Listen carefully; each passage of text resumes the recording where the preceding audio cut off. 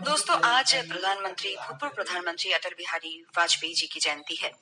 इस अवसर पर आज हम आपको सुनवा रहे हैं एक वार्ता का शीर्षक अटल व्यक्तित्व अडिग विचार। वार्ताकार है रामेश्वर प्रसाद मिश्र। अनुरोध।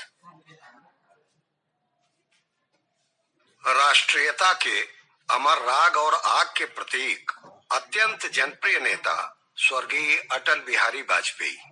हार नहीं मानूंगा, हरार नहीं ठानूंगा, काल के कपाल पर लिखता मिटाता हूँ, गीत नया गाता हूँ जैसी काव्य पंक्तियों में अपने संकल्प और सिद्धांत को अभिव्यक्ति देने वाले भारत रत्न भारत के भूतपूर्व प्रधानमंत्री स्वर्गीय अटल बिहारी वाजपेयी भारतीय राजनीति के आकाश के अत्यंत उज्जवल नक्षत्र थे। भारतवर्ष के 3 बार प्रधानमंत्री के गौरवशाली पद को सुशोभित करने वाले कवि हृदय पद्म विभूषण आदरणीय अटल बिहारी वाजपेयी जी का जन्म 25 दिसंबर 1924 ईस्वी के क्रिसमस के दिन एक मध्यवित्त सनातनी हिंदू ब्राह्मण परिवार में हुआ था। उनके पितामह पंडित श्यामलाल वाजपेयी अपने पैतृक ग्राम बटेश्वर उत्तर प्रदेश को छोड़कर ग्वालियर मध्य प्रदेश चले आए थे और यहीं स्थायी रूप से बस गए थे। अटल जी के पिता का नाम पंडित कृष्ण बिहारी वाजपेयी और माता का नाम कृष्णा देवी था। पंडित कृष्ण बिहारी वाजपेयी एक विद्यालय में अध्यापक थे और ग्वालियर के शिंदे की छावनी क्षेत्र में रहते थे। यहीं पर अटल जी का जन्म हुआ था। वे कुल मिलाकर 4 भाई और 2 बहन थे। अटल जी चूंकि एक संस्कारी परिवार में पैदा हुए थे, इसलिए उनमें धर्म, नैतिकता, देशभक्ति, आस्तिकता जैसे गुण आरंभ से ही आ गए थे। साहित्य और विद्यार्जन के प्रति भी उनमें अतिरिक्त आकर्षण दिखने लगा था। उनके दादा संस्कृत भाषा के विद्वान थे तो पिता खड़ी बोली हिंदी और ब्रज भाषा के कवि। बालक अटल पर पारिवारिक जीवन का यह प्रभाव उन्हें आगे चलकर महत्वपूर्ण बनने में बहुत सहायक हुआ। अटल जी की आरंभिक शिक्षा स्थानीय विद्यालय शिशु मंदिर में आरंभ हुई, जो स्नातकोत्तर उपाधि प्राप्ति तक चलती रही। उन्होंने राजनीति शास्त्र में एमए किया और कानून की पढ़ाई बीच में ही छोड़कर सार्वजनिक जीवन में सहयोग देना अधिक उपयुक्त समझा। अटल जी किशोरावस्था में ही राष्ट्रीय स्वयंसेवक संघ से जुड़ गए थे। उनकी प्रसिद्ध कविता हिंदू तन मन हिंदू जीवन रग रग हिंदू मेरा परिचय इन्हीं दिनों रची गई थी। किशोरावस्था में उनकी कवि प्रतिभा का जो उन्मेष हुआ वह बाद के जीवन में निरंतर प्रौढ़ता को प्राप्त करता गया। अनेक सम्मानों और मानद उपाधियों से विभूषित अटल जी उच्च कोटि के संगठनकर्ता और प्रशासक थे। राजनीतिक दल जनसंघ की स्थापना डॉक्टर श्यामा प्रसाद मुखर्जी की अगुवाई में हुई। अटल जी भी उसके संस्थापक सदस्यों में से एक थे। बाद में जनसंघ का जनता पार्टी में विलय हो गया। जनता पार्टी के टूटने के पश्चात उन्होंने श्री लाल कृष्ण आडवाणी के साथ मिलकर भारतीय जनता पार्टी का निर्माण किया और इस पार्टी के झंडे के अग्रधावक बनकर वे 3 बार भारत के प्रधानमंत्री बने।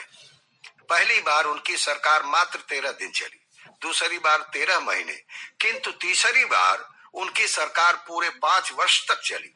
अटल जी उच्च कोटि के वक्ता थे। भाषण कला उनकी अप्रतिम थी। उनकी वाग्मिता से श्रोतागण अभिभूत हो जाते थे। वे हिंदी और अंग्रेजी में धारा प्रवाह बोल सकते थे। देश के प्रथम प्रधानमंत्री पंडित जवाहरलाल नेहरू उनके वाग वैदग्ध्य और भाषण कौशल पर मुग्ध रहते थे। उन्होंने एक बार कहा था कि अटल में प्रधानमंत्री होने की योग्यता है। भीड़ को देखकर वक्ता अटल जी का उत्साह बहुत अधिक बढ़ जाता था और उनका भाषण और भी भव्य हो जाता था।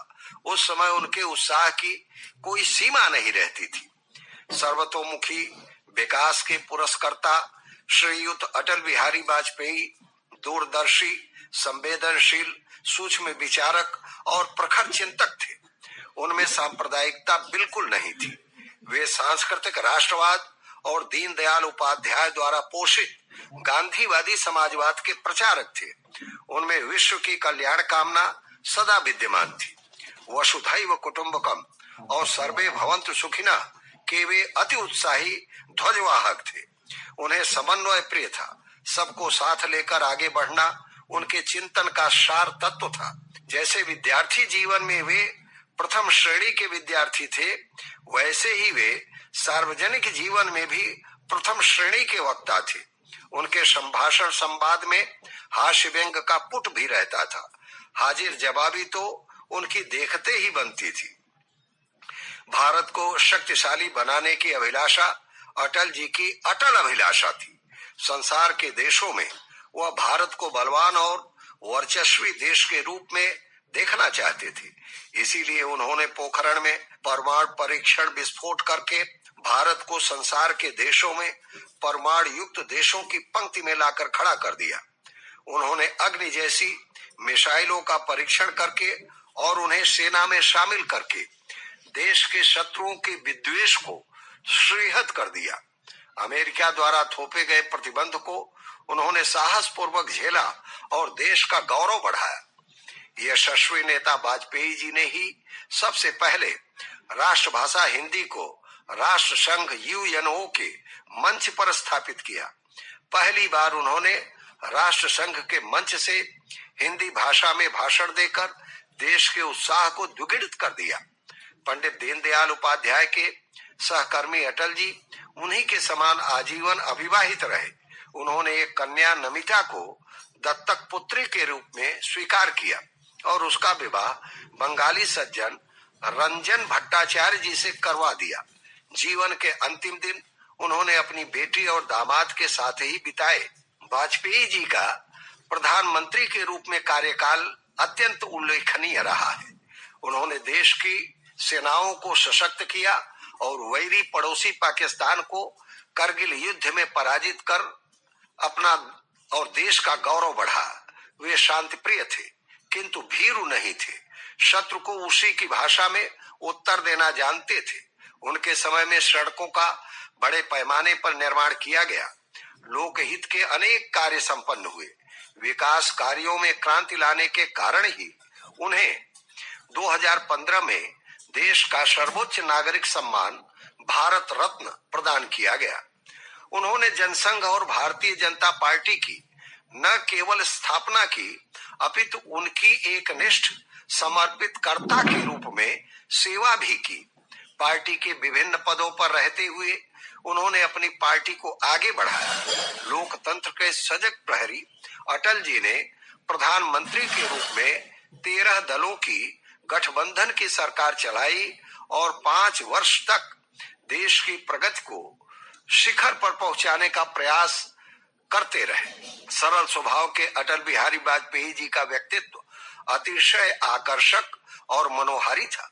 उनका गठा हुआ शरीर, सूरजपूर्ण परिधान और कुंचित केशराशि लोकलोचन को बरबस अपनी ओर खींच लेते थे।